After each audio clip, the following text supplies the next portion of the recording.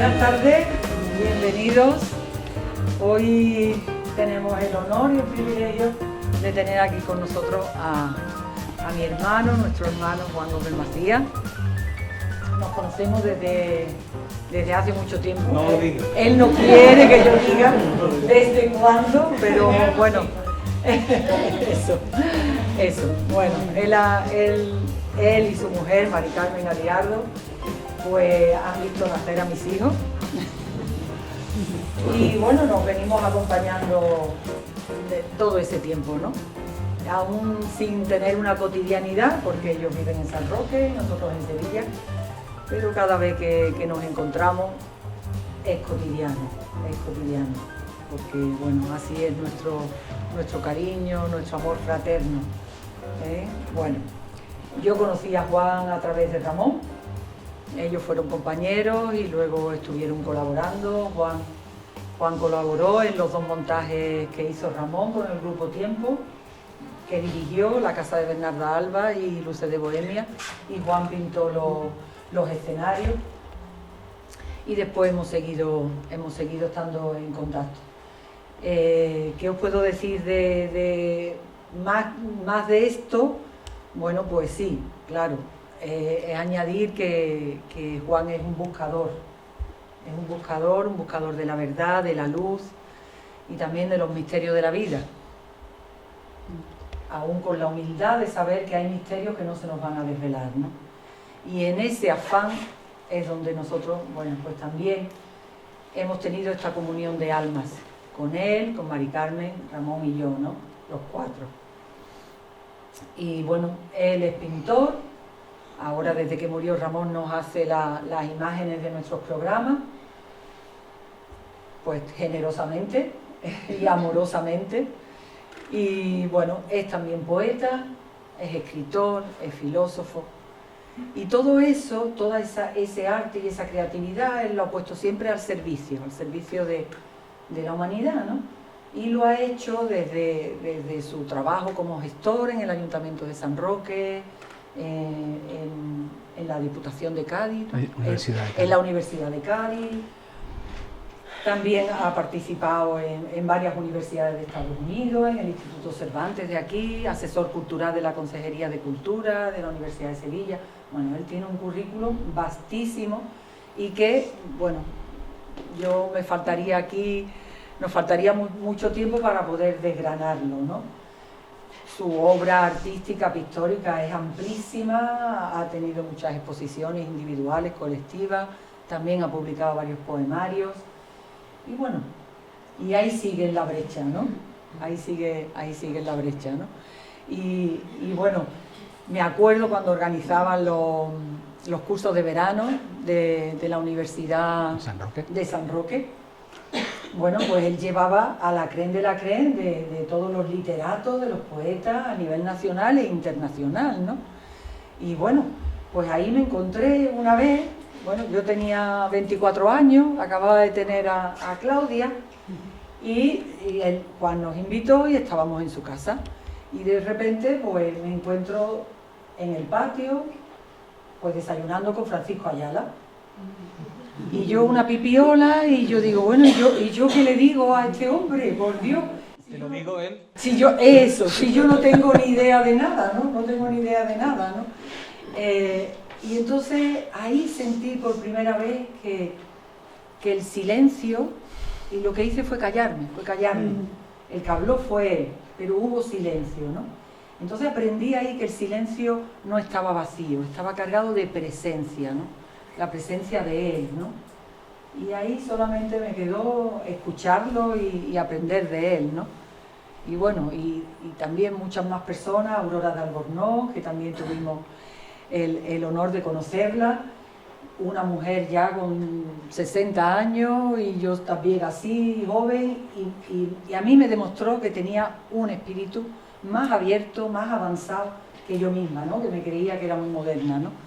Entonces, bueno, eso por poneros ahí unas pinceladas y todo lo demás ha sido, bueno, pues compartir que hemos sido padres y madres de nuestros hijos, ahora tenemos nietos y bueno, y seguimos juntos, ¿no? Y seguimos juntos. Así que muchas gracias. Muchas gracias. Muchas gracias, Antonia. Muchas gracias a vosotros por estar aquí. Yo recuerdo una mañana en la dictadura, y después de la dictadura pues hubo cosas muy interesantes en España. No era tan cutre como ahora, ¿no? Había cosas muy interesantes. Y había unas reuniones, unas jornadas de trabajo de maestros, y allí nos juntábamos algo más que maestros, y vi corriendo por un pasillo a un chico muy grande, con el pelo así ondulado, muy guapo, y me dice, oye, ¿tú a qué curso vas? Y yo le digo, yo voy a uno de expresión corporal, pues vente conmigo. Y me llevó del brazo corriendo, y claro, era Ramón, ¿no? Ahí nos conocimos y ahí hicimos un enganche personal muy grande, porque él era un hombre de espíritu, ¿no? Era un hombre con una capacidad extraordinaria, y la gente que tuvimos la fortuna de relacionarnos con él, pues esta tarde aquí nos hemos encontrado dos amigos de ese momento, y con uno, con Vicente, pues él ha tenido la misma reacción que he tenido yo cuando he visto el cartel que hemos tenido, Mari Carmen y yo, cuando hemos visto el cartel de Bernarda Alba. Yo os tengo que confesar que no sé gran cosa de nada, y eso es cierto, no sé gran cosa de nada. Y a medida que uno se acerca a los temas que a uno le interesan, pues se da cuenta de que el pozo ese es insondable, porque la realidad, lo que entendemos por realidad, que no sabemos bien qué es eso de la realidad, es inabarcable. Y hay como dos formas de acercarse a ella. Una es la científica, y hoy en día ya los científicos casi sometida a los forces de lo tecnológico, que se acerca a esa realidad, pero desde las partes exteriores, como visto con una cámara. Y después hay otra vía, que es la vía interior, la vía del espíritu, la vía de los que todavía utilizamos con convencimiento la palabra alma, la palabra fraternidad, la palabra libertad, que esa es la vía de la que yo os quiero hablar esta noche, lo que quiero comunicar esta noche. Nosotros, los que hemos tenido yo me considero un privilegio, hablaré solo por mí, el privilegio de haberme puesto delante de un medio expresivo, es decir, un medio expresivo que se llama pintura. Me abdujo siendo muy pequeño, como todos los niños, pero a mí se me quedó aquello enganchado en la necesidad de pintar, y bueno, pues yo toda mi vida pintando, y tengo que decir que a estas alturas la pintura es, la práctica de la pintura es un medio para el esclarecimiento interior, es una tarea absolutamente de carácter espiritual. En los ejemplos que pondré, pues se desgranará porque eso se puede llamar espiritual.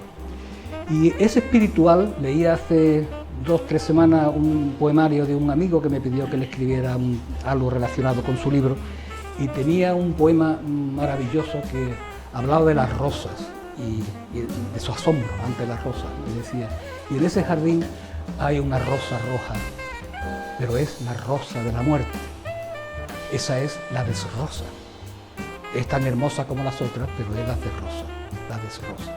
Pues los artistas, todos los artistas, trabajan en el plano de la desrosa, trabajan siempre en peligro porque está en juego su integridad, porque ahí no hay disimulo posible, ahí estás intentando acercarte a lo que yo no encuentro otra palabra más adecuada, que es lo inabarcable, lo que no sabemos, lo misterioso. Ese asombro es el primer impulso para acercarse a lo que verdaderamente consideramos lo inefable. Y ese ejercicio, ese rum rum que tenemos interiormente, eso es la vida espiritual. Que efectivamente hay una vida espiritual que tiene manifestaciones religiosas y que ha tenido exponentes humanos maravillosos, ¿no? Pues sí, desde luego, ¿no? Pero cuando uno o una se queda absorta, hoy hemos visto un árbol maravilloso, pues cuando uno se queda impresionado con con la grandiosidad y la elocuencia de un gran árbol, esa contemplación, esa relación, es una relación de orden espiritual. Eso es de orden espiritual y por tanto no hay que darle muchas vueltas a este asunto. Por favor, señorita, puede pasar la cosa.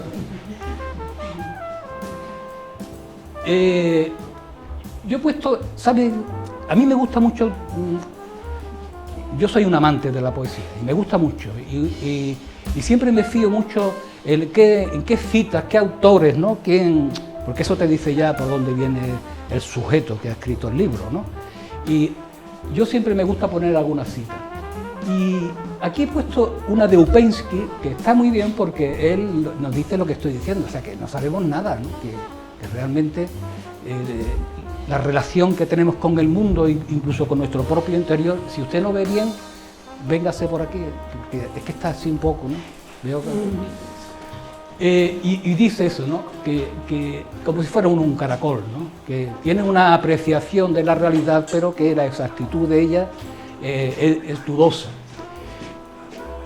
Y he puesto la de Vasily Kandinsky, que es uno de los pensamientos más clásicos sobre la naturaleza de la expresión artística, que es esta en la que habla de la pintura de una manera muy particular, ¿no? El color es el medio para ejercer influencia directa sobre el alma, el color es la tecla, el ojo es el martillo, el alma es el piano con muchas cuerdas, el artista es la mano que por esta o aquella tecla hace vibrar adecuadamente el alma humana. Por eso esta charla se llama De lo espiritual el arte, que es la obra cumbre de Vasily Kandinsky, que veremos, ¿no? Os traigo una reflexión sobre la gran revolución del arte en el siglo XX, que es el gran salto de hacer pintura sin tema, sin objeto. Y de eso hablaremos, de eso hablaremos. Aquí está Vasily Kandinsky, alrededor del año 11 o 10, y bueno, él fue un gran pintor, un teórico de la pintura, y está considerado como el creador del arte abstracto. Pero eso es como cuando se dice Cristóbal Colón descubrió América, ¿no? Hubo mucha gente que fue a América, ¿no? Y, bueno, él que ha pasado a la historia con esa titulación, pero realmente con lo que voy a exponer esta noche la cosa es dudosa. Pero eso no le resta mérito a Vasily Kandinsky, que es un artista verdaderamente extraordinario. Por favor, pasa. Bueno, aquí tenemos esta obra de arte, que es un humilde medallón de la Catedral de Notre Dame, hacia 1250, 1240, y esta es una obra, ese bajo relieve tiene muchas claves. Uno, está hecho por los francmasones operativos, que son los que construyen la catedral, y como tal dejan unas marcas, unos mensajes simbólicos de una gran importancia. Fijaros que hay una escalera, 9 peldaños, esa es la escalera de Jacob, es la clásica, la tuya de fuera tiene 8, tiene 7, esa es la de Buda, del Buda. En su mano derecha tiene el cetro, que es una reminiscencia del caduceo de Hermes o de Mercurio, y después tiene la parte más interesante, es esto que tenemos aquí, los dos libros. Esos dos libros, como veis, hay uno que está abierto y otro que está cerrado. El símbolo que queda ahí marcado es que hay dos vías hacia la espiritualidad. Una es el libro abierto, que es la vía esotérica, la que se corresponde con los mensajes, devociones, rituales y fundamentalmente a las grandes religiones del libro. Y el libro cerrado, que representa la vía esotérica a la que solo se tiene acceso mediante la iniciación. Y en ese libro cerrado están las tradiciones de la cábala, de la alquimia, de la francmasonería, de los rosacruces, del agnosticismo cristiano, etcétera, ¿no? De la teosofía, que haré algunas referencias, y esas son las dos vías de la espiritualidad. Bueno, vamos a pasar. Este señor que está ahí, el maestro Basso, es muy importante en la historia de la cultura, no solo porque se dice que fue el creador del haiku, que El haiku es una estrofa pequeñita de 17 sílabas, un verso de 5, uno de 7 y uno de 5, y que tiene unos requerimientos formales que son muy precisos, ¿no? Que una idea muy vaga, simplemente una pincelada, te ofrece un mundo. Por ejemplo, yo tengo aquí uno que de mis favoritos, ¿no?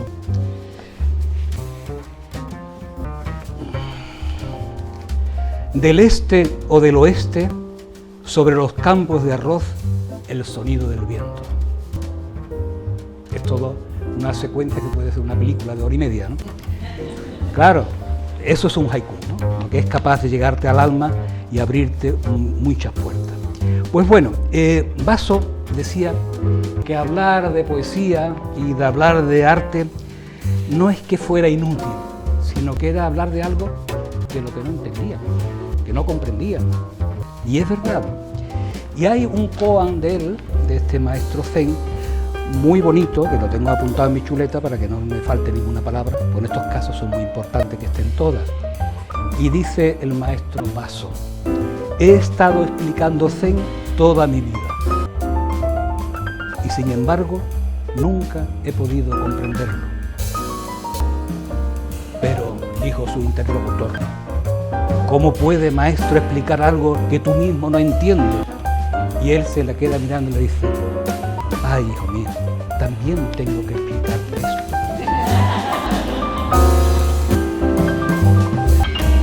De manera que se trata de explicar. Así que también hay otro corte muy importante en este asunto, ¿no? Por lo menos tal como lo puedo ver yo desde mi óptica como artista. Mi hermana Antonia, que muy exagerada, ha dicho que yo soy filósofo. Yo soy un filósofo que pienso. No, yo soy un aprendiz de pintor y un aprendiz de todo, un eterno aprendiz. Pues bueno, en verdad el maestro Basso estaba hablando de algo de un grandísimo interés, y es que con las herramientas de intelecto que tenemos, acercarse a la comprensión de las cosas es una tarea verdaderamente ardua y en muchísimos casos imposible. Porque nosotros, a poco que reflexionemos, pensamos con palabras, soñamos con palabras, nos amamos con palabras. Cuando nos abrazamos, como cuando Vicente me ha abrazado así, cariñoso, pues ha habido palabras, ¿no? de reconocimiento, de manera que todo lo hacemos con palabras. Así que, como decía Heidegger, el lenguaje es la casa del hombre, esto es lo que hay, ¿no? O Wittgenstein era más terrible todavía, porque Wittgenstein dice: el lenguaje son los límites de mi pensamiento, no podemos alcanzar más allá de nuestro lenguaje. Por eso es tan importante que los maestros, las maestras, los padres, los abuelos, enseñemos muchas palabras a los niños, no le abramos muchas puertas de comprensión, porque esos son los límites de su conocimiento, el lenguaje. Tanto es así, bien, que Juan Ramón Jiménez, Juan Ramón Jiménez es una gloria para la especie humana, pero todavía, ¿verdad?, que en nuestro país todavía Juan Ramón, como si ni lo leemos, ¿no? Como una persona que se ha dicho de él de todo, ¿no? Pero Juan Ramón era un ser muy elevado, muy elevado. Y para mí, mi poeta favorito y en gran medida, un gran maestro, para mí es un gran maestro. Y entonces él tiene un poema que es muy esclarecedor de este asunto que estamos abordando en estos minutos, ¿no? El de las posibles relaciones entre lenguaje, realidad, el mundo de las palabras, ¿no? La poesía, ¿no? Y él tiene un poema maravilloso, que es muy conocido, que dice: inteligencia, dame el nombre exacto de las cosas, que mi palabra sea la cosa misma, creada por mi alma nuevamente, que por mí vayan todos los que no las conocen a las cosas, que por mí vayan todos los que ya las olvidan a las cosas, que por mí vayan todos los mismos que las aman a las cosas. Inteligencia, dame el nombre exacto, y tuyo, y suyo, y mío de las cosas. La necesidad de nombrar. Claro, él era un grandísimo artista y veía mucho más que lo que vemos nosotros. Por lo menos lo que yo veo. ¿Puedes pasar, por favor? Bueno, esto lo he puesto aquí, esta diapositiva está dedicada a mi sobrina Ruby, porque ella está estudiando estas cosas ahora y yo la tengo que convencer que el mundo de la prehistoria es uno de los más apasionantes que pueda uno acercarse. He puesto esas cosas ahí para que, como van a aparecer con las diapositivas cifras de años, pues para que nos tengamos un poco en la cabeza, ¿no? Dónde estamos, ¿no? Aquí faltaría una cosa muy importante y es señalar cuándo aparece la imprenta, que eso es la gran revolución, de la misma manera que la gran revolución de nuestros ancestros antiquísimos es la invención de esa herramienta, el arco, que cambia, ¿no? Que hace cambiar las relaciones del hombre con el medio. Y como vamos a ver algo del Paleolítico Superior, ahí hay unas etapas que hacen los científicos para poder aclararse, pero que eso es una simple referencia porque hoy en día se reconoce que una de las grandes discusiones de la ciencia que nunca se equivoca en estos asuntos son las fechas, las cronologías, ¿no? Hay quien dice que bueno, se admite que el ser humano está activo desde hace 2 millones de años, pero ya se está demostrando que eso es mucho más atrás y que salvo aquellas cosas que son indiscutibles por los testimonios escritos, antes de la escritura es muy para atrás, porque también hubo un empeño muy grande de ajustar la historia antigua a lo escrito en la Biblia, ¿no? Y eso todavía hay media civilización que está atascado en ese asunto. Pasa, por favor. Bueno, esto lo voy a hacer rápido, porque lo que me interesa es explicaros el asunto del arte abstracto. Nosotros aquí tenemos una impronta de mano que es como una de las primeras manifestaciones de la pintura. Bueno, como veis, alguien ha puesto la mano y ha disparado color, posiblemente con un hueso hueco, ha disparado óxido, pigmento y ha quedado la imagen vacía, ¿no? Esa es una de las primeras manifestaciones. Pasa. He traído a estas señoritas, a estas bellezas, que eran así consideradas, porque en esta época hay que hablar también de estos asuntos, ¿no? Se las denomina Venus porque eran canos de belleza, pero no eran canos de belleza, no sabemos lo que eran porque no conocimos cómo funcionaban, cuáles eran los criterios, ni éticos ni estéticos, por supuesto, de este momento, pero servían para demostrar aquellos valores que se encontraban en las mujeres, las diosas madres, ¿no? No en la exageración, sino en la exaltación de sus senos, de su vulva, de toda la parte misteriosa y asombrosa que tenían las mujeres en aquellas comunidades que se veía que había una regularidad en función de los ciclos de la luna. Dice Campbell, que para mí es una garantía, Joseph Campbell dice que los neandertales están completamente seguros que no tenían establecida la relación entre actividad sexual y nacimiento, eso no lo tenían claro, pero que ya a la altura de los 30, 35, 40.000 años antes de Cristo, eso ya se sabía. Y entonces eso realzaba la importancia del papel de la mujer en el grupo, e incluso que estas piezas eran diosas que se llevaban en altares móviles, como ya esta gente se movía de un sitio a otro, y por eso ni siquiera era necesario hacer los pies, sino que se clavaban en pequeños altares y se mantenían. Esta es la famosa de Willendorf, en la que está esa característica que he dicho. Esta es también, son todas de ese primer periodo, de la Aurignaciense. Estas son bellísimas, yo solamente he visto una vez una y me quedé bastante impresionado porque tienen un acabado increíble y además recuerdan mucho a la escultura, pues a Brancusi, a Giacometti, recuerdan a estas personas. Pasa. Esta es preciosa y además muy misteriosa porque se está repitiendo lo mismo, ¿no? El otro día leí un texto que era una tontería, ¿no? Que decía que ella se tapaba el sexo como una muestra de pudor, ¿no? Una cosa que tendría la preocupación sería el que escribió eso, ¿no? Pero ella, yo entiendo que lo que está es enseñando su vientre, ¿no?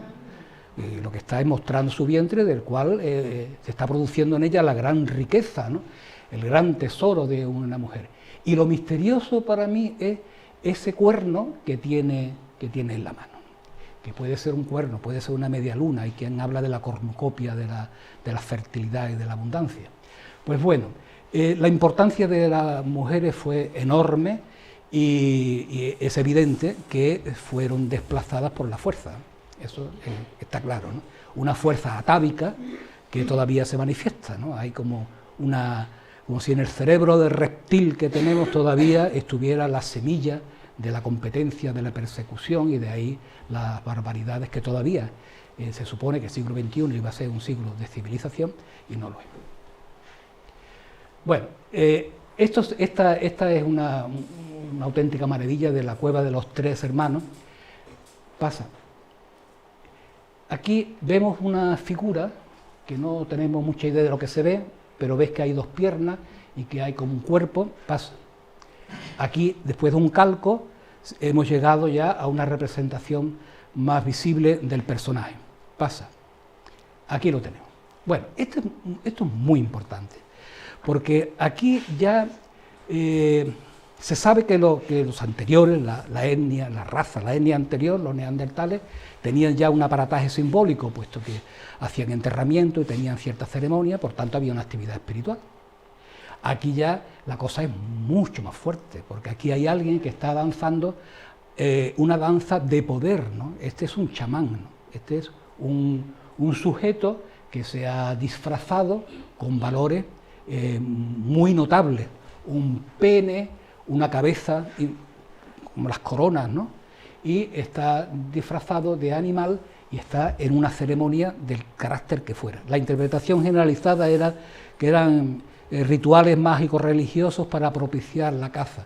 Puede que sí, pero a mí lo que me importa como artista es qué belleza, qué capacidad de expresión en un momento en el que, si hoy decimos que los aborígenes australianos son unos salvajes y nadie se ruboriza, ¿qué podríamos decir de esta etapa del hombre? Pues ese hombre era igual y esas mujeres eran iguales que nosotros. Pasa. Aquí me detengo un poquito. Esta pintura de Lascaux es muy importante y ha dado mucho que pensar y nadie se aclara con este asunto, porque lo que tenemos es un señor con el pene erecto, un pájaro allí, aquí hay una zagalla rota y este gran bisonte esberizado y que le ha entrado una flecha por el ano y eso ha producido que se le abra el vientre y tal. ¿Y esto qué significa, no? Entonces han buscado conclusiones de las que yo puedo estar de acuerdo. Bueno, para mí sean inteligibles. El individuo que tiene una máscara de pájaro, es decir, el pájaro aquí tiene una gran importancia.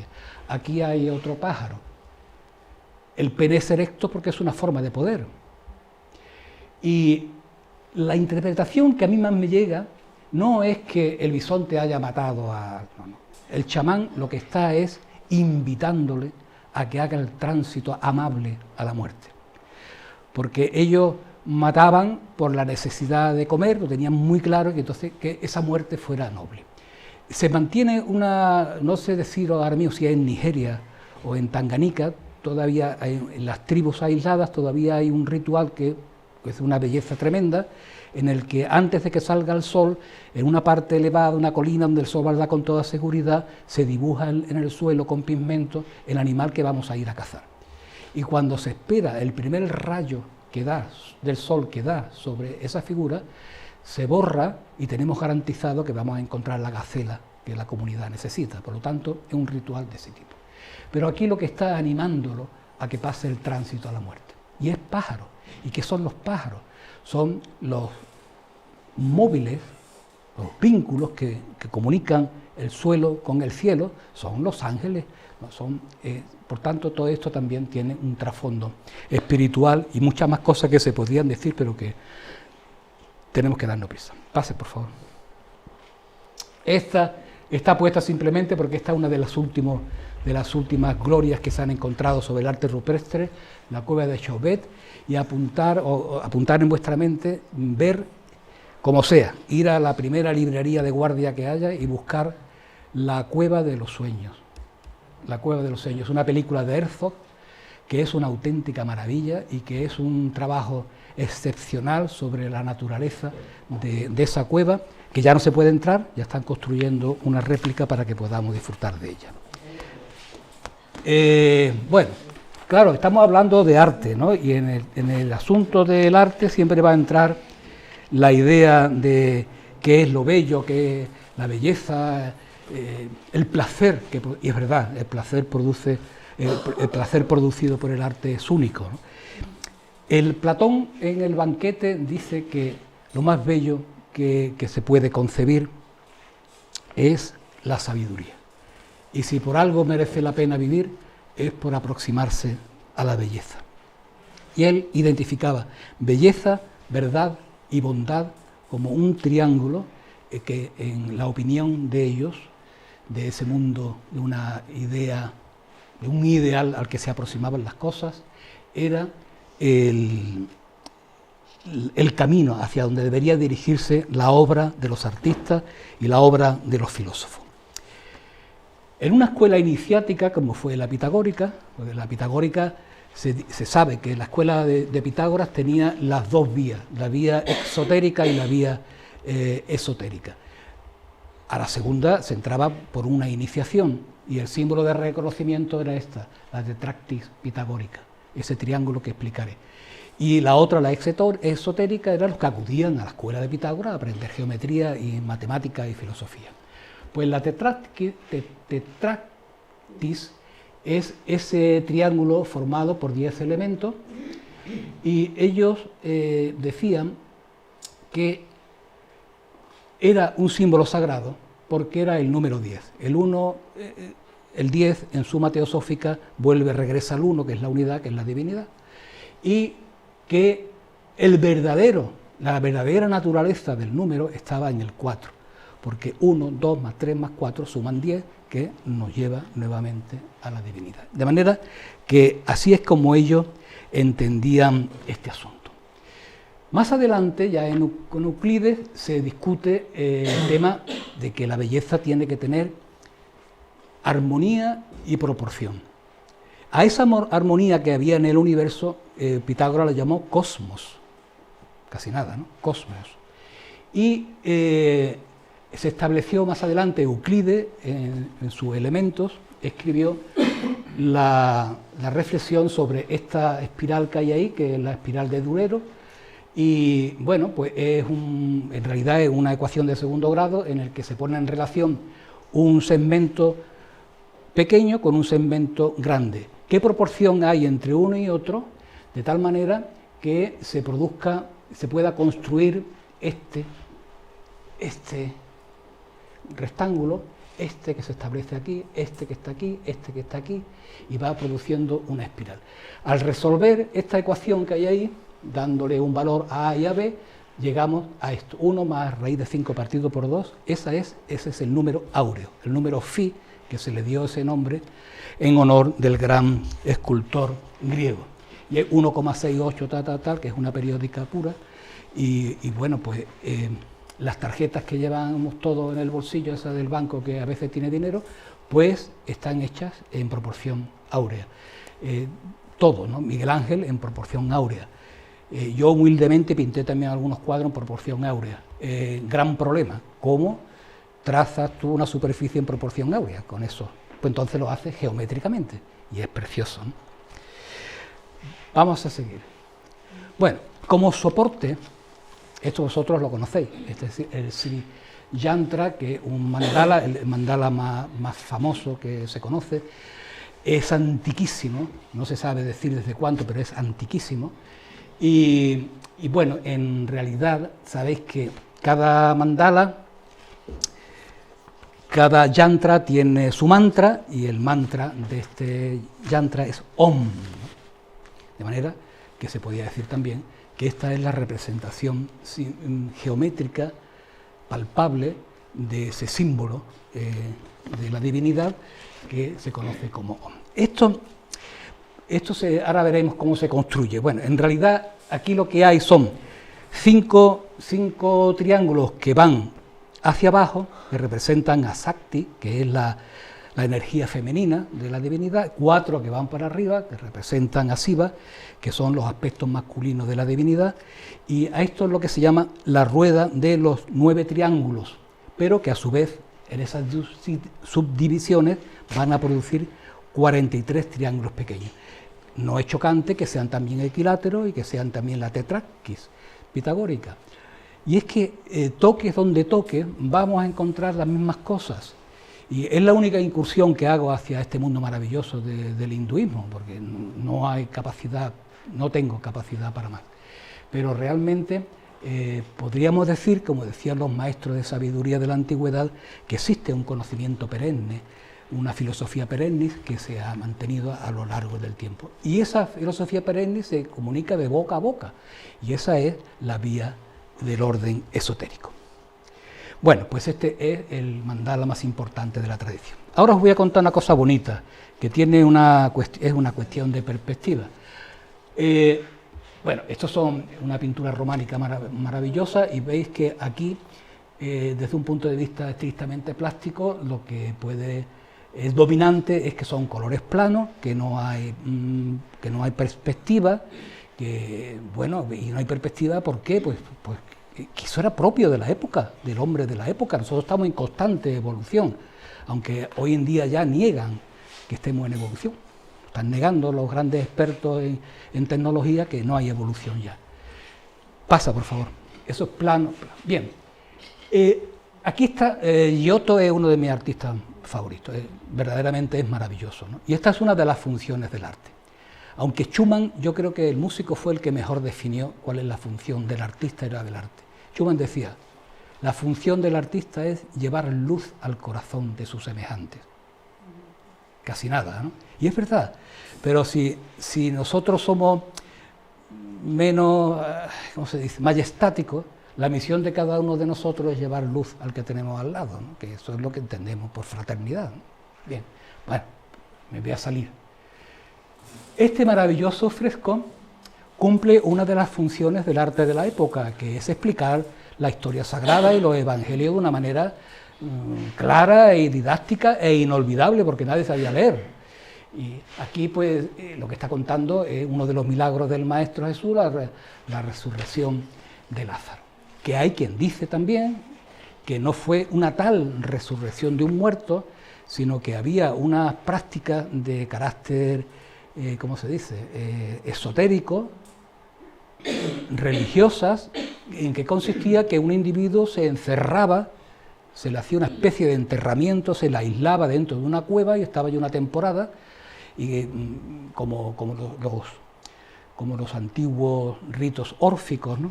Y bueno, pues claro, cuando se abrió esa piedra, sacaba a ese individuo de allí, aquello olería muy mal, ¿no?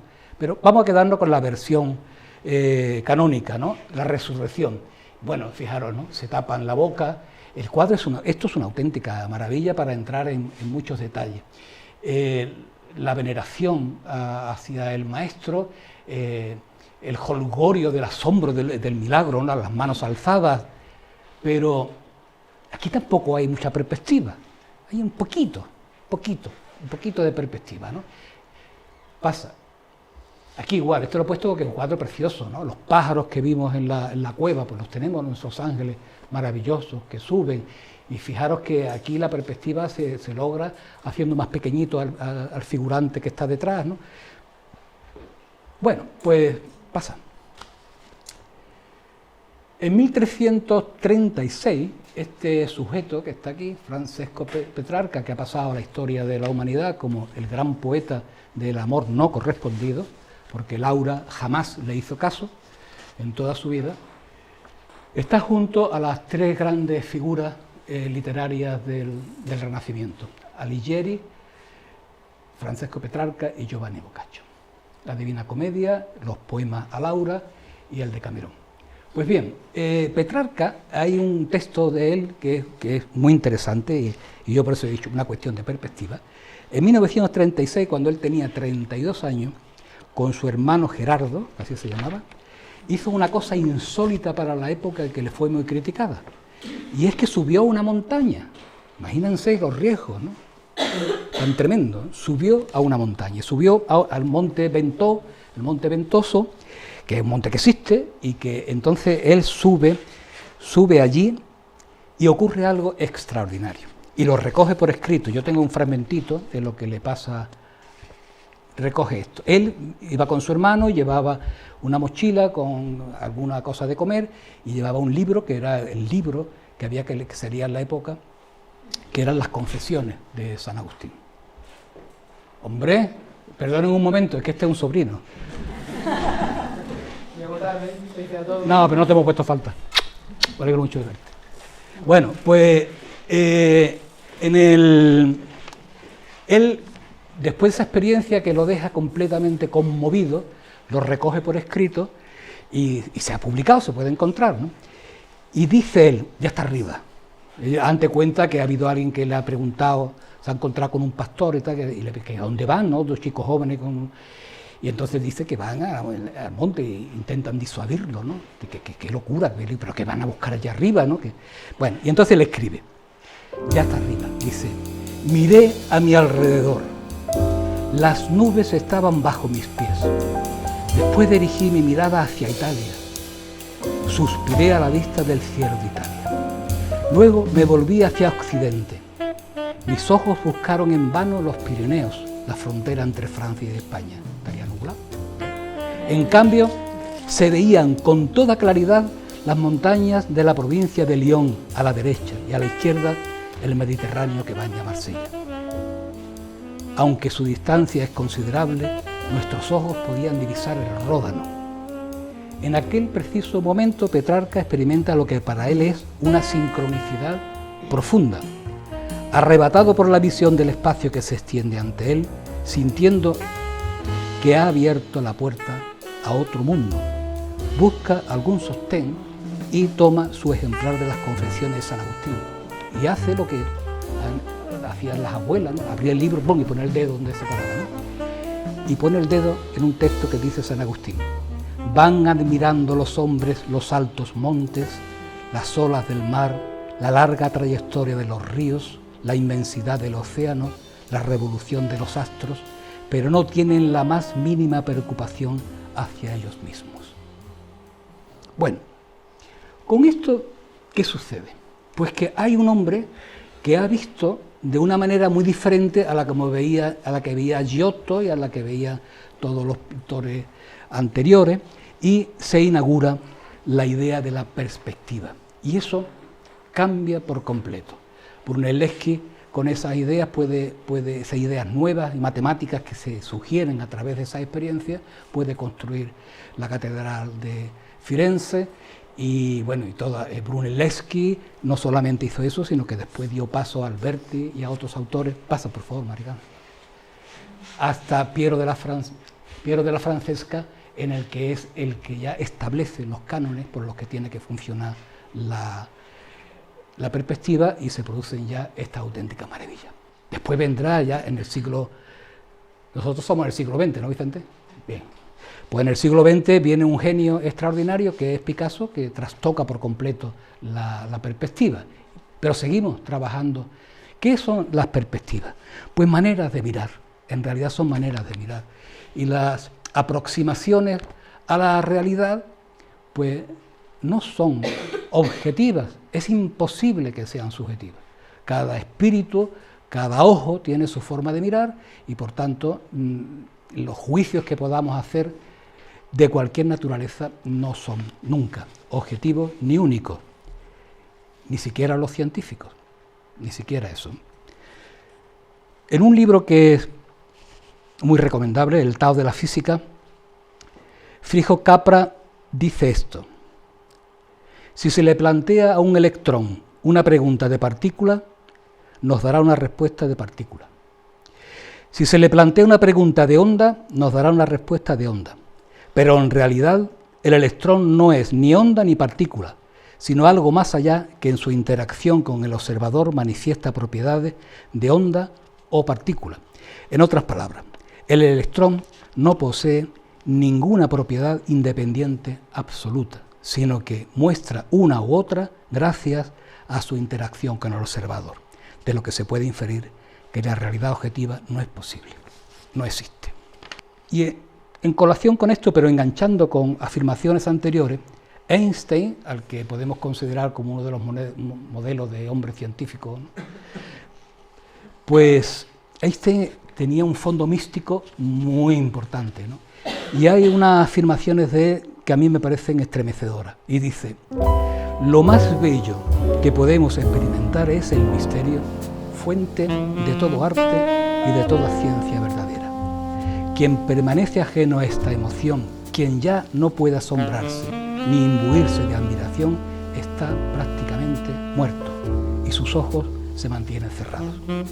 Realmente existe lo impenetrable, que se manifiesta con noble sabiduría y belleza radiante y que nuestras débiles facultades apenas pueden comprender en su forma más primitiva. Pasa, por favor. Bueno, ejemplo de perspectiva así rápido. Esta maravillosa obra de Andrea Mantegna, que es su obra maestra, La Lamentación sobre el Cristo muerto, que tiene un escorzo casi imposible y que es una auténtica maravilla. Pasa. Esto es algo más que perspectiva, porque aquí ya la profundidad no solamente la da las líneas de fuerza del dibujo, del andamiaje de la obra, sino que es la luz y es por tanto el color la que produce ese extraordinario fenómeno de perspectiva. Esta también es una perspectiva, pero esta es otra perspectiva, porque no solamente la pintura, yo creo que la pintura habría que a veces que mirarla como un soporte del alma, o sea, como un mandala, plantarse delante de un cuadro y tener una experiencia de este tipo, ¿no? Esta es una obra de Quirico, al que se le dijo pintor metafísico y los surrealistas le deben muchísimo. Pues es una perspectiva, pero ¿qué es esa sombra que aparece por allí, ¿no? ¿Qué es este furgón con las puertas abiertas ante la inocencia de la niña que juega con su aro? ¿En qué fecha está pintado esto? 1914. Estaba presintiendo la guerra, estaba presintiendo el desastre más grande. Igual que Jung tuvo aquel sueño de un río de sangre que entraba en su casa, ¿no? Por esa fecha, era la guerra, lo estaba presintiendo, ¿no? Porque ese valor de la intuición, porque el pensamiento es un órgano más que tiene el ser humano, ¿no? Entonces, pues, en esta obra se presiente el gran desastre del 14. Bueno, las perspectivas que tenemos los seres humanos de esta época, pues son extraordinarias, ¿no? Ante esto, pues yo lo que me viene a la cabeza es la Venus de Wilder otra vez, ¿no? Me viene otra vez, porque esta es la madre, ¿no? Esta es Gaia. Este es un mandala en el que sería obligatorio que reflexionáramos todos, porque no veo las fronteras por ninguna parte, ni veo la necesidad de que nos matemos por controlar el agua. ¿Cómo es posible que el agua cueste dinero, no? Esto no tiene ningún sentido, visto desde esta perspectiva. Visto desde la perspectiva economicista, cientificista, tecnológica, entonces todos los males son explicables, no justificables. Esta es una enorme perspectiva. Nunca ha sucedido esto. Esto es nuevo. Sigue. Pero esto tampoco se vio. Claro, es que ahora vamos a lo infinito por lo pequeño. Esto es una fotografía microscópica de un paramecio. Sigue. Y estas son las maravillosas dendritas, ¿no? Porque claro, aquí entre paréntesis, una cosa es la mente y otra cosa es el cerebro. Esto es el cerebro. La mente funciona con todo, con todo. Sigue. Bueno, se produce un vuelco enorme con lo que se llamó Renacimiento, que no fue tanto tiempo, pero que tuvo una influencia gigantesca en todo. Marsilio Ficino, pues fue un hombre que hizo una labor más que encomiable, porque él se dedicó a traducir todo el patrimonio de la sabiduría de Grecia.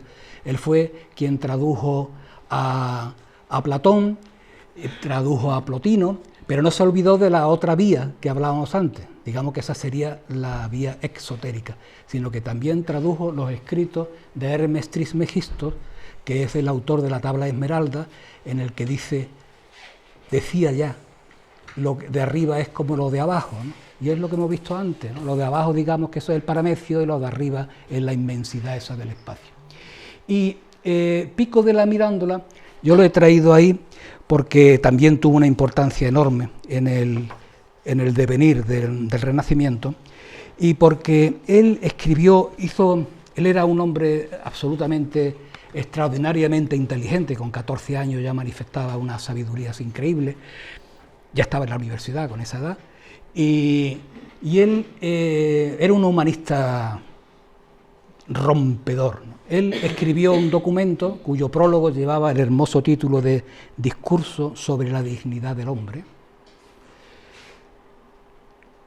un escrito que se iba a leer en Roma, estaba previsto en 1487 y se leyó, que se llamó Las 900 tesis, que eran 900 tesis que recogían el pensamiento de todas las escuelas espirituales conocidas de su momento, de todas.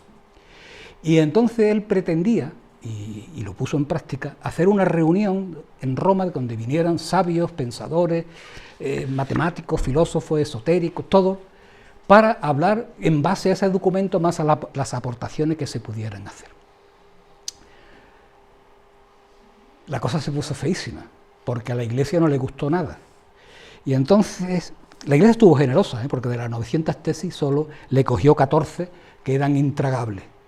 Él reaccionó muy mal y escribió una apología sobre las 14, lo que le costó casi la vida, pero la expulsión de Italia, se refugió en Francia, después los Médici lo volvieron a traer, en fin, al final este hombre es envenenado, muerte que se supo después, siglos más adelante.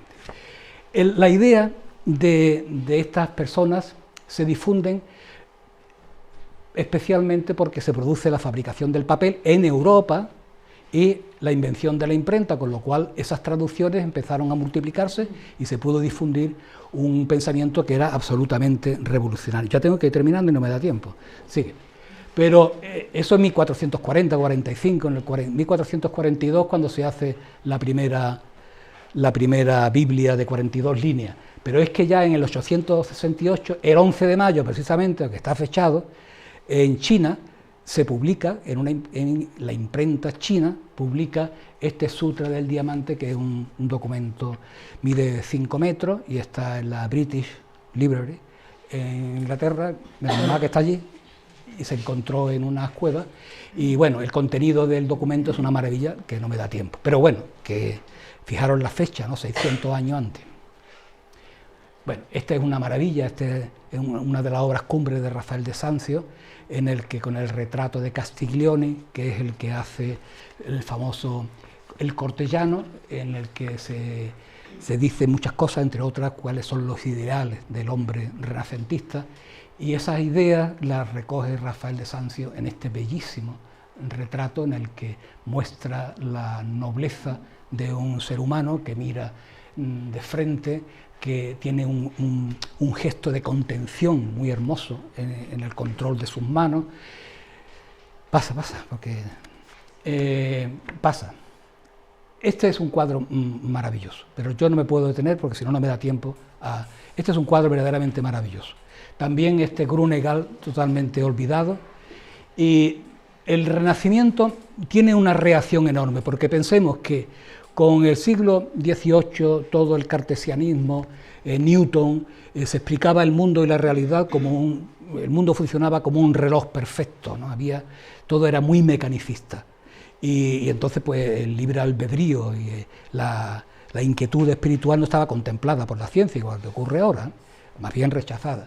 Pero los románticos sí volvieron a rescatar la idea del alma, la idea del asombro y la apreciación de la naturaleza, y este cuadro lo muestra perfectamente, de Caspar Friedrich, lo muestra la insignificancia del ser humano ante la hermosura tremenda de la naturaleza en su máximo apogeo.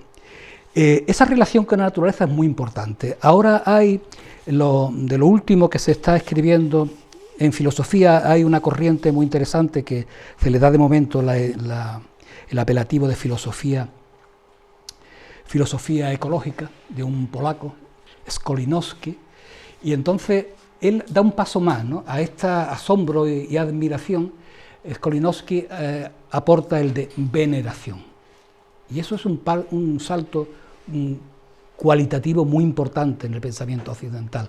La veneración era muy propia de las corrientes de la antigua India y del Zen y del budismo, pero ya un filósofo europeo lo incorpora. Pasa. Bueno, este hombre igual, ¿no? Este Blake ahora lo reconocen como el más grande artista que ha dado Inglaterra, y realmente Blake es muy importante porque Blake toda la vida se le tachó de visionario, de que era un visionario, pero él acuñó el término de la doble visión. Uno puede ver una rosa y está viendo una rosa, pero la doble visión también te puede hacer ver que esa rosa dura 3 días, ¿no? 4 días, y que entonces no será que la fragilidad, que lo fungible de las cosas no es una categoría también de la belleza misma. En esos asuntos fue en los que se movió él, que fue un hombre de una enorme espiritualidad, y su obra, tanto poética como plástica, es muy importante, ¿no? Aquí está enseñando. El otro era el anciano de los días, y este está representando a Newton. Sigue. Bueno, este también es otro paradigma de espiritualidad. Sigue. Cézanne también. Bueno, aquí es donde yo me quiero terminar con esto, y a ver si lo puedo hacer en 10 minutos. ¿Os importa 10 minutos? Bueno,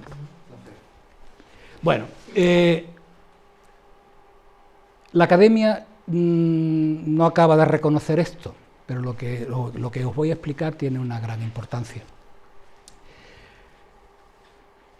Las corrientes esotéricas que influyeron notablemente en la creación del arte, podríamos llamar nuevo, para los nazis era degenerado, ¿no? Todo el arte abstracto. La sociedad teosófica tuvo una influencia enorme tanto en Europa como en la India. La India en realidad era como una prolongación del Imperio Británico y tuvo una importancia. Y estos teósofos estaban manejando unas ideas muy complicadas. Yo la he puesto ahí sucintamente. Promover una hermandad entre todos los hombres, independientemente de la etnia, condición sexual, religión, etcétera, etcétera. Promover el estudio comparado de las religiones, la filosofía y la ciencia, lo que nos recuerda al italiano renacentista, y estudiar los fenómenos inexplicables del mundo, ¿no? Las potencialidades psíquicas del ser humano, pues la sinestesia, la sincronicidad, la clarividencia, todas esas facultades que el ser humano manifiesta y que no hemos desarrollado. Eso era la propuesta. Claro, esto era muy preocupante en una sociedad que era racista, a más no poder, nacionalista, a más no poder, y que estaba obsesionado con la posesión, con tener. Bien, pues de ahí eso se funda en Nueva York en el 875, y de los tres, de Olcott, Judd y de Madame Blavatsky, tendrá una gran influencia, parece mentira, en el nacimiento del arte abstracto. Y ahora lo vamos a ver, cosa que no se acaba de reconocer, pero lo vamos a ver. Bien, después, bueno, de esa gran escuela teosófica que se extiende por todo el mundo, Rudolf Steiner, que es uno de los seres más interesantes que dio la época, él salió de esa escuela y creó su propia escuela con la pedagogía Waldorf, la euritmia, la agricultura biodinámica.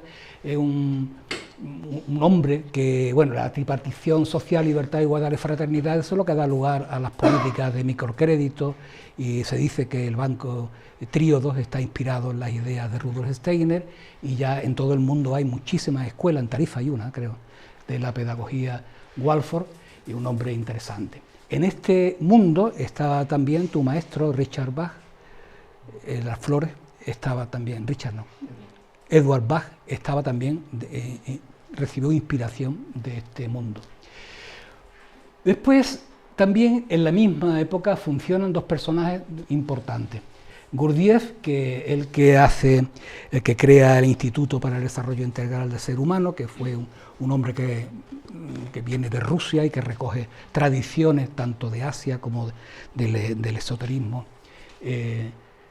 de Rusia y europeo, y es una de las personas que trae el eneagrama. Hablar en esta casa del eneagrama es muy complicado porque hay que hablar de Ichazu, hay que hablar de Claudio Naranjo y hay que hablar de Ramón Guzmán Resino, que fue una de las personas que introduce esto en nuestro ámbito. Este es el que se conoce como el eneagrama del cuarto camino de Gurdjieff, y ahí ya expresa una relación de las tipologías con la nota musical. Su alumno Upensky escribe un libro extraordinario, Fragmentos de una enseñanza desconocida. Pasa. Todos ellos tienen una gran influencia. Pero fijaros qué ocurre aquí. Aquí yo digo, bueno, da igual, mirad, ahí hay cosas que están documentadas. La primera acuarela abstracta que se conoce es de 1910, Vasily Kandinsky. Pero la primera obra abstracta que se conoce es de 1861. Steiner escribe La filosofía de la libertad en 1894. Pero en 1905, dos personas muy interesantes, Annie Besant y Lavater, escriben Thought Forms, formas de pensar, que es el libro que tiene una influencia tremenda sobre la obra de Kandinsky. Bueno, vamos a ver qué es lo que aquí ocurre. Esta señora, Georgiana Houghton, nació en Las Palmas de Gran Canaria, hija de una familia de comerciantes que emigran a Londres. Fijaros la pinta que tiene la señora. Tenemos que situarnos en la época. En este momento, la sociedad teosófica tiene una influencia enorme. La masonería es una orden extendida por el mundo entero. La clarividencia y el espiritismo son, el mesmerismo, todos esos movimientos son de esa época. Bueno, pues Georgina Houghton tiene la desgracia de perder a una hermana. Se le muere, en una palabra. Y sobre 1850, ella se empeña en que tiene que conectar con el alma, con el espíritu, el alma de su hermana que está en el otro lado. Y ahí empieza a estudiar el espiritismo y sobre todo a practicarlo. Y en 1861 empieza a pintar y deja escrito en unas notas: el espíritu es quien conduce mi mano cuando pinto sin que yo pueda hacer nada por controlarlo. Y empieza a hacer estas obras. Esto es de 1862. Pásala así porque...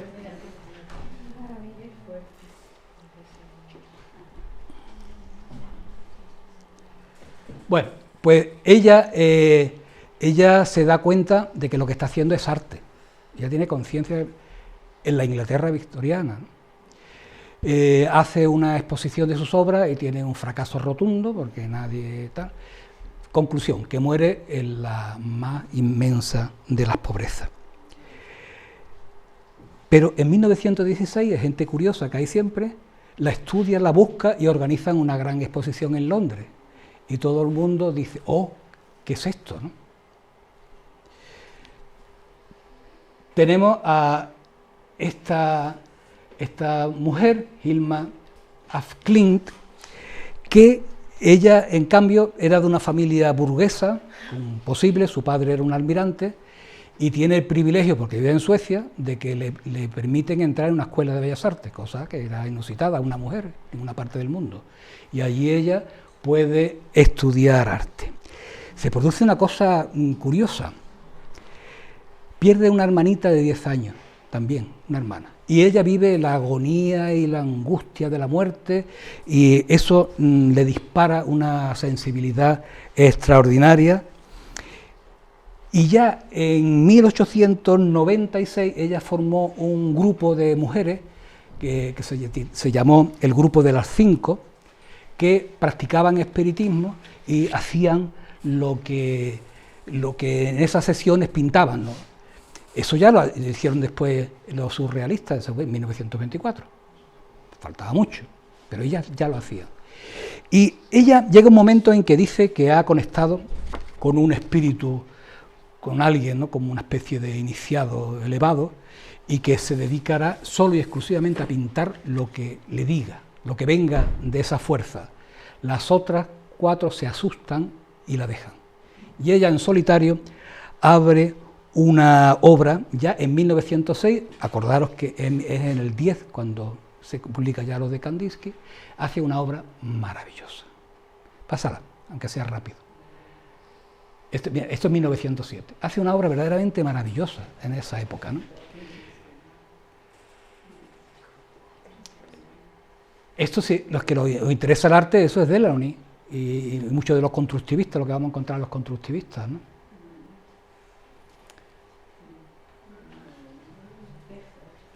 Mira los formatos,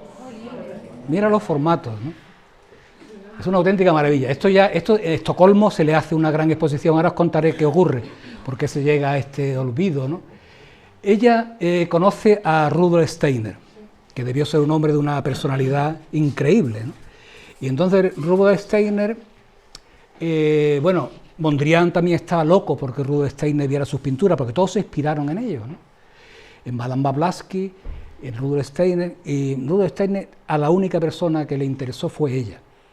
Y cuando vio la naturaleza de la obra, le dijo, no se lo enseñes a nadie, tienes que esperar como mínimo 50 años, ¿no? No te va a entender nadie. Sigue. Estas son unas pinturas que ella llamó una serie que llamó Pinturas para el Templo, que son de 3,5 metros. Vale. Bueno, pues ella llevó eso al pie de la letra, no enseñó nada. Vivía sola y cuando tuvo la intuición de decirle a un sobrino que iba a ser su heredero, y el único familiar que tenía, le dijo, mira, todas estas pinturas no las enseñes hasta por lo menos 20 años después de mi muerte. Desgraciadamente, al poco tiempo murió. Ella dejó de pintar también, se dedicó exclusivamente a la teosofía, a la antroposofía, y en esa casa, que no sé si era una granja o qué era, allí había 1.200 pinturas, 26.000 papeles con notas, 100 escritos. Eso era lo que esta señora dejó. Ella se muere y entonces el propietario de la finca llama al sobrino y le dice que quite de aquello allí rápidamente, que la casa la va a transformar y la va a vender, no sé cuánto, y que si tarda mucho le mete fuego a todo. Entonces el sobrino lo recogió todo y como no sabía qué hacer con aquello, pues bueno, lo fue manteniendo y cayó en el olvido por completo. Y hasta 1986, o sea, antes de ayer, no se hizo una exposición de ella en Los Ángeles. Después ya en el 12 en el Centro Pompidou, en el 2013 en Estocolmo, en Londres, en el Museo Picasso en Málaga, pero no figura en los libros de historia del arte. Ni nadie se va a atrever ahora a corregir. Pasa. Francisquet Kuppa, pues también, estaba dentro de la escuela de Rudolf Steiner y hacía estas cosas inspiradas. Sigue. Mondrian, ya he hablado de él. Malevich estaba en la sección rusa y junto con Kandinsky, ellos eran teósofos, y bueno, hizo una serie muy famosa sobre la naturaleza de la obra de Kandinsky, es decir, la pintura sin objeto, y llegó hasta la disolución completa. Paul Klee formaba parte de la escuela teosófica de Suiza, era un seguidor de Rudolf Steiner. Sigue. Bueno, se cuenta que Kandinsky lo dice, él dice en su libro de la espiritualidad del arte, que gracias a la vía que le abrió la teosofía, emprendió una búsqueda interior que se reflejaba en su obra. Y además se cuenta de que entró en su estudio y encontró un cuadro que por ciertas circunstancias estaba como está aquí, al revés, pásalo, y se dio cuenta, se quedó impresionado, le gustó más al revés que al derecho. Entonces, claro, la cosa parece un chiste, pero en realidad lo que ocurría era que lo que le había impresionado es que podía haber una pintura sin asunto. Una pintura que se expresara solo por la forma y el color. Y eso es el arte abstracto. Eso es el arte abstracto, sí. Esta es una de sus últimas pinturas figurativas, y esto va a dar lugar, se evoluciona, el otro es el 10, ¿no?, del mismo año me parece, del 12 y del 12, y ya él arranca en un trabajo de este tipo, que es lo que se denomina la pintura abstracta y que está canonizado Kandinsky, que para mí era un genio, como el creador del arte abstracto, pero ya sabemos que las cosas tuvieron esos prolegómenos, y a mí me fastidia muchísimo, porque es que esas dos grandes artistas eran mujeres encima, ¿no? O sea que ahí hay algo muy sintomático, ¿no? Bueno, pues pasa, esta es la primera acuarela, todo lo que él hacía, y aquí palabrita del Niño Jesús que termina. Hay un libro que cité, de 1905, Formas de pensamiento, que está escrito por dos personas. Annie Besant es una de las mujeres más extraordinarias de su época. Esta mujer estudió botánica en Londres, después hizo filosofía y letra en Benares, pasó una grandísima temporada en la India. Conoció a Bernard Shaw y entró en la Sociedad Fabiana en Londres, que fue el núcleo de donde nace el socialismo británico. Y ahí trabaja con una pasión enorme, pero mira por dónde conoce a Madame Blavatsky y conoce la teosofía. Entonces ella es la que recoge las montañas de papeles de Madame Blavatsky y le da cierta forma a ese cúmulo extraordinario que esa señora había escrito. Ella es la que hace ese trabajo. Y llega a ser en la India, mujer, se sentó en el Consejo Nacional de la India. Fue una de las primeras feministas. Fue una de las grandes defensoras de la independencia de la India y de Irlanda. Fue una agitadora de unos niveles enormes. Y después, aquí está, con su indumentaria masónica, ella fue la creadora, junto a María Mesmer, de la Orden Masónica del Derecho Humano, y fue una figura de muchísima influencia. Pues bueno, con este Western Ledbetter, con que se conocen en Londres, que vienen de caminos similares, él pasó parte de su vida en la India, escriben muchos libros, investigaciones, desde el punto de vista del espíritu, hablan de la química, de la biología, de la arquitectura, y escriben un libro que es muy interesante, el de Formas de Pensamiento. Ese libro lo llega a conocer Mondrian y lo conoce también Vasily Kandinsky, y sobre Vasily Kandinsky tiene una influencia total, y además él lo dice. Pasa.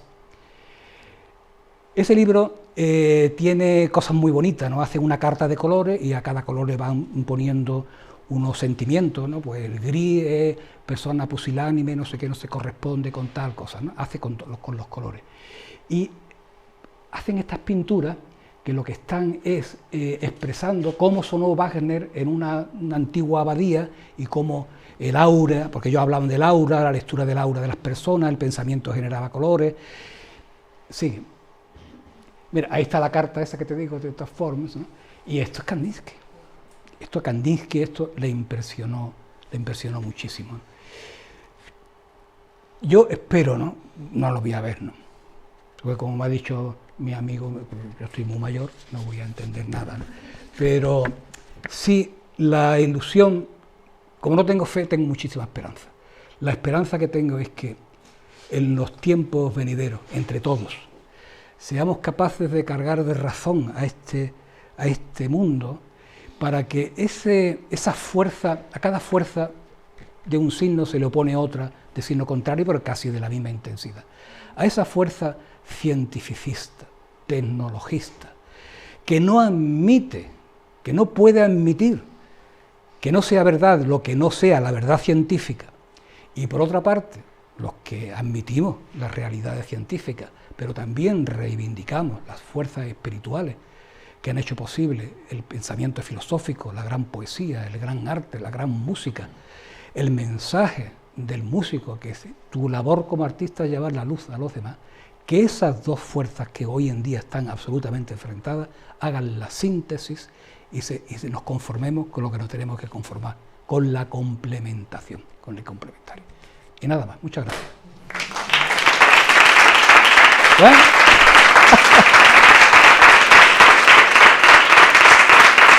Me he pasado un montón, lo siento.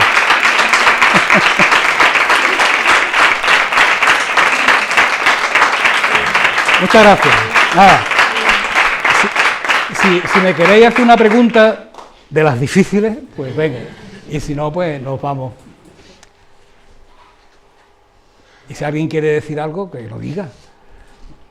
También se puede bailar, ¿no? Si alguien quiere bailar. Bueno, pues ha sido un placer estar con vosotros. Y para Mari Carmen y para mí ha sido muy conmovedor estar en esta casa. Porque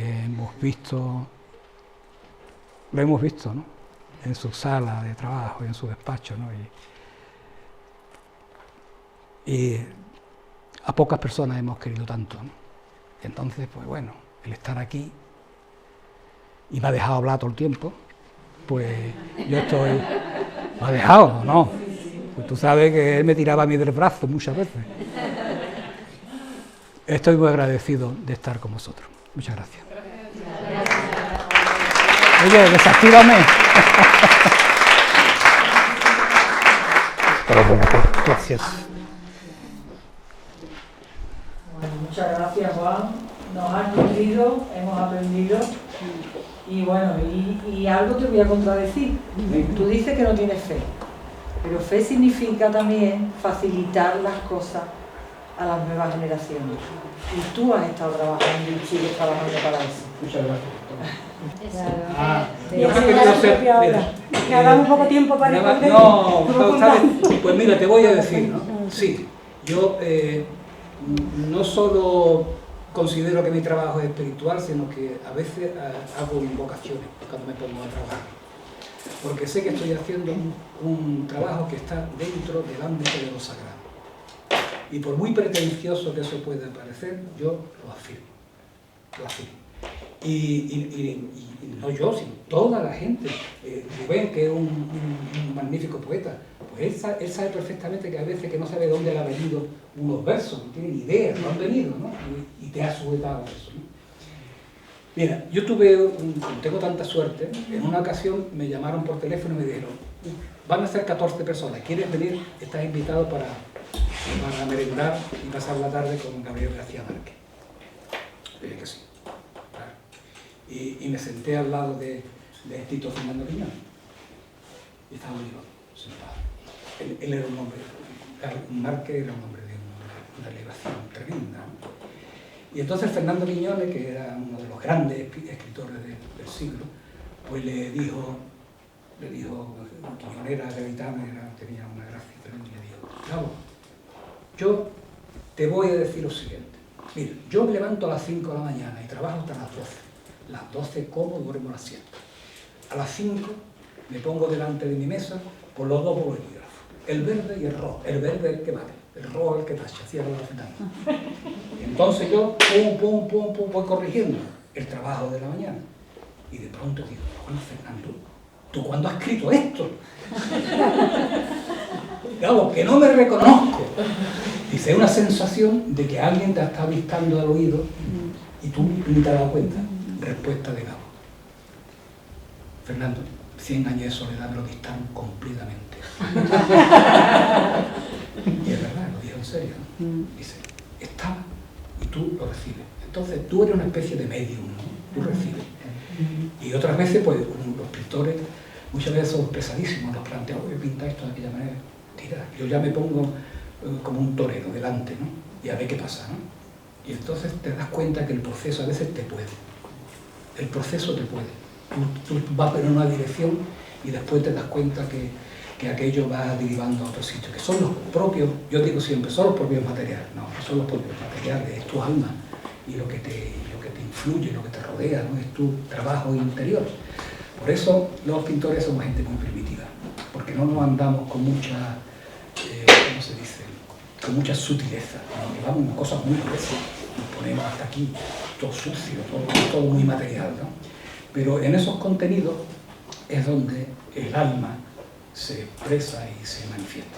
Después a lo mejor era un pintor muy mediocre, pero tú estás en el intento, en la desrosa que decía yo al principio, ¿no? La creación artística es un intento, es un ensayo, es Una prueba. Sí, y sobre todo es un intento de entender.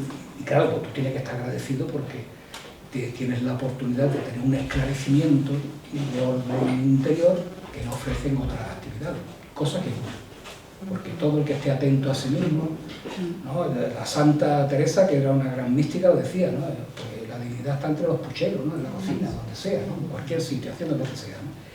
Pero los artistas, pues quizás ya piensan en un músico. ¿Con qué materiales funciona un músico? Bueno, esto es un tema muy... Pero la pregunta las trae. Sí, mira, yo no he traído mis cuadros porque sería de una pretensión al lado de los grandes maestros puestos, ¿no? Otro día vengo yo a hablar.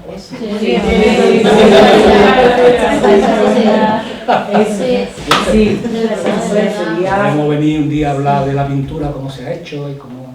Sí, eso es muy bonito, muy interesante. Muy interesante. Lo que pasa es que los pintores estamos cada día más, ¿cómo se dice? Cada día más exquisitos, ¿no? Aquí no enseñan nada. Y no es verdad, es una experiencia humana del mayor interés para mí. Bueno, no quería decir nada, simplemente me quería sumar a la gracia que te ha dado ella y me voy con una gratitud. Estoy hasta nerviosa. No, pero de verdad, estoy nerviosa de la cantidad de cosas que me has transmitido y de lo que he sentido. Muchas gracias. Te iba a dar las gracias y... O un abrazo casi, ¿no? ¿Nos has dado un abrazo? Sí. Estoy aquí como contenida todo el rato. Sí. Muchas gracias. Sí, muchas gracias. Sí, mira, si lo piensas, el fin último de la educación debería ser este, el de la fraternidad. No es más fin que eso. Para eso hemos venido aquí. Nosotros somos los ojos por los que el mundo se mira a sí mismo y somos la mente por la que el mundo piensa. Y sobre todo, elabora o intuye el propósito. Cuando escucho a los materialistas de que el cosmos no tiene, el universo no tiene propósito, ¿pero qué están diciendo? Ya que hemos tenido cuántos años de existencialismo, ¿no? Que nada, que todo era un agujero negro, ¿no? La vida y el cosmos tienen un propósito y aquí hemos venido para intentar la felicidad y ser hermosos como hemos sido